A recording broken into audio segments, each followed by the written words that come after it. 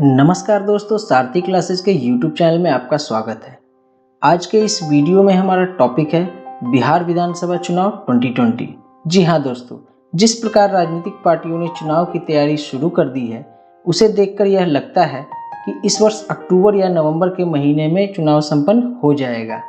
हाँ, यह बात और है कि कोरोना वायरस के कारण हर बार की तरह इस बार चुनावी रैलियों एवं सभाओं का दौर अब तक शुरू नहीं हुआ है, लेकिन वर्चुअल रैली एवं सोशल मीडिया के माध्यम से सभी पार्टी अपने कार्यकर्ताओं को एकजुट करने एवं वोटर तक अपना एजेंडा पहुंचाने में लगे हुए हैं। जब जब बिहार विधानसभा चुनाव नज़दीक आता है, तब तब न केवल बिहार की राजनीतिक पार्टियों में बल्कि दिल्ली में बैठी केंद्र सरकार में भी हलचल होने लगती है। यही कारण है कि पिछले विधानसभा चुनाव में प्रधानमंत्री नरेंद्र मोदी ने अकेले ही 31 चुनावी रैलियों को संबोधित किया। यह उस समय तक किसी भी प्रधानमंत्री द्वारा किसी भी राज्य विधानसभा चुनाव में की जाने वाली सबसे अधिक रैली थी। बिहार की राजनीति को समझने से पहले यहाँ की जनसंख्या का धर्म, वर्ग एवं जाति आधारित वर्गीकरण समझना आवश्यक है। बिहार की राजनीति को धर्म, जाति एवं वर्ग काफ़ी प्रभावित करती है। हाँ, यह बात और है कि अर्बन एरिया के युवा इन मुद्दों को से ऊपर उठकर विकास पर ज़्यादा तवज्जो देते हैं, परंतु रूरल एरिया में अभी भी धर्म एवं जाति बहुत बड़ा चुनावी मुद्दा है और ज़्यादातर बिहार के लोग रूरल एरिया में ही रहते हैं। इसलिए बिहार की जनसंख्या का धर्म, जाति एवं वर्ग के आधार पर वर्गीकरण को बारीकी से समझना आवश्यक है। तो आइए एक एक करके शुरू करते हैं। सबसे पहले हम धर्म के आधार पर जनसंख्या के वर्गीकरण को समझेंगे। तो बिहार में 82.69% लोग हिंदू हैं, जबकि 16.87% लोग मुस्लिम हैं तथा 0.44% लोग अन्य धर्म के हैं। इसके बाद हम वर्ग आधारित जनसंख्या के वर्गीकरण को समझेंगे। तो इसमें 51.80% लोग ओबीसी एवं ईबीसी के हैं, फॉरवर्ड कास्ट के लोग 15% हैं, एससी 15% हैं, एसटी 1.30% और मुस्लिम 16.90% हैं। अब हम जाति के आधार पर वर्गीकरण को समझेंगे।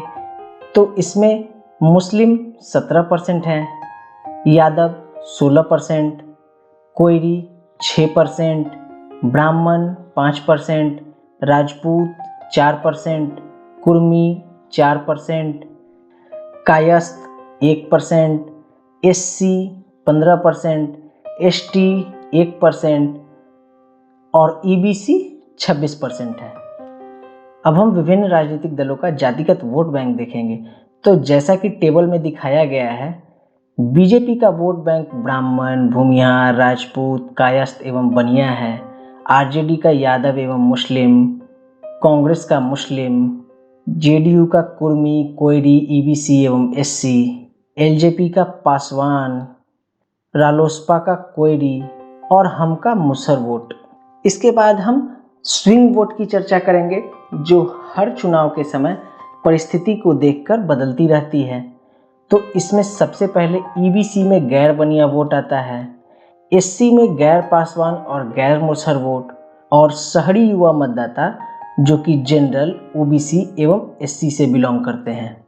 इसके बाद हम बिहार विधानसभा क्षेत्र की चर्चा करेंगे।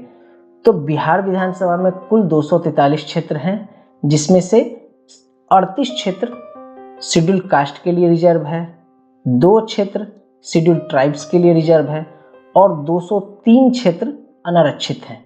अब हम पिछले बिहार विधानसभा चुनाव के परिणाम को देखेंगे। तो जैसा कि हम सब लोग जानते हैं कि पिछले बिहार विधानसभा चुनाव में महागठबंधन को भारी जीत मिली थी, जबकि एनडीए को करारी हार का सामना करना पड़ा था। तो पिछले चुनाव में सबसे ज़्यादा सीट आरजेडी को मिला था, जो कि 80 था। इसके बाद जेडीयू को 71 सीट एवं कांग्रेस को 27 सीट प्राप्त हुई थी। तो कुल मिलाकर महागठबंधन को 178 सीटें प्राप्त हुई थी। जबकि एनडीए की बात करें तो बीजेपी को 53 सीट, लोजपा को 2 सीट, रालोसपा को 2 सीट और हमको 1 सीट मिली थी। तो एनडीए का कुल सीट 58 हुआ था। निर्दलीय 4 जगह से विजयी हुए थे, वहीं लेफ्ट को भी 3 सीटें प्राप्त हुई थी। अब हम पिछले बिहार विधानसभा चुनाव में विभिन्न पार्टियों को प्राप्त परसेंटेज वोट की चर्चा करेंगे।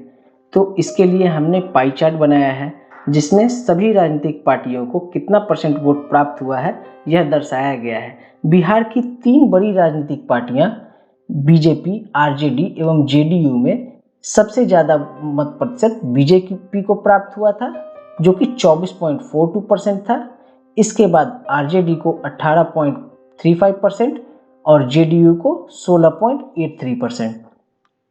पिछले 3 विधानसभा चुनाव के राजनीतिक समीकरण को अगर समझा जाए तो यह अंदाजा लगाना मुश्किल नहीं है कि इस बार भी किसी एक पार्टी को पूर्ण बहुमत प्राप्त होना लगभग असंभव है। अब वो चाहे बीजेपी हो, चाहे आरजेडी हो या फिर जेडीयू हो, तो इन 3 बड़ी पार्टियों में से किन्हीं 2 को एक साथ आना होगा ताकि सरकार बने। इसके लिए 3 संभावनाएं बनती हैं। पहली संभावना है बीजेपी प्लस जेडीयू। यह संभावना प्रबल है क्योंकि फिलहाल इन्हीं दोनों के गठबंधन की सरकार चल रही है। इसके बाद दूसरी संभावना है जेडीयू एवं आरजेडी। तो इसकी संभावना कम है क्योंकि पिछले विधानसभा चुनाव में ये दोनों पार्टियां साथ लड़ी, सरकार में आई और लगभग 1.5 साल के बाद ही इनका विखंडन हो गया। तीसरी संभावना है आरजेडी प्लस बीजेपी। यह समीकरण भी लगभग असंभव है क्योंकि दोनों पार्टियों का जातिगत वोट बैंक बिल्कुल विपरीत है और दोनों का राजनीतिक एजेंडा भी लगभग विपरीत है। अब हम पिछले विधानसभा चुनाव में प्रमुख चुनावी मुद्दे को देखेंगे तो महागठबंधन का प्रमुख चुनावी मुद्दा विकास, धर्मनिरपेक्षता एवं सामाजिक सद्भाव था, जबकि एनडीए का प्रमुख चुनावी मुद्दा हिंदुत्व, जंगल राज या कुशासन का अंत एवं राष्ट्रवाद था।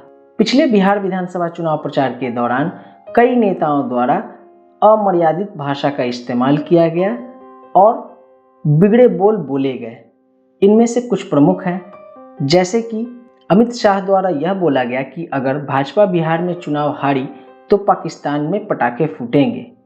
नीतीश कुमार का डीएनए में ही गड़बड़ है, यह विवादित बोल प्रधानमंत्री नरेंद्र मोदी द्वारा बोला गया। अमित शाह नरभक्षी है, यह लालू प्रसाद ने बोला और रघुवंश प्रसाद यादव ने तो यह बोल दिया कि पहले ऋषि मुनि भी बीफ खाते थे। 2017 में भ्रष्टाचार के बेमेल गठजोड़ के मुद्दे पर महागठबंधन का विखंडन हो गया। 2015 में सरकार बनने और लगभग 1.5 साल की सरकार चलाने के बाद नीतीश कुमार ने इस्तीफा दे दिया, जिससे सरकार गिर गई और बड़े ही नाटकीय ढंग से बीजेपी ने समर्थन करके फिर से सरकार बना ली और नीतीश कुमार पुनः मुख्यमंत्री बन गए।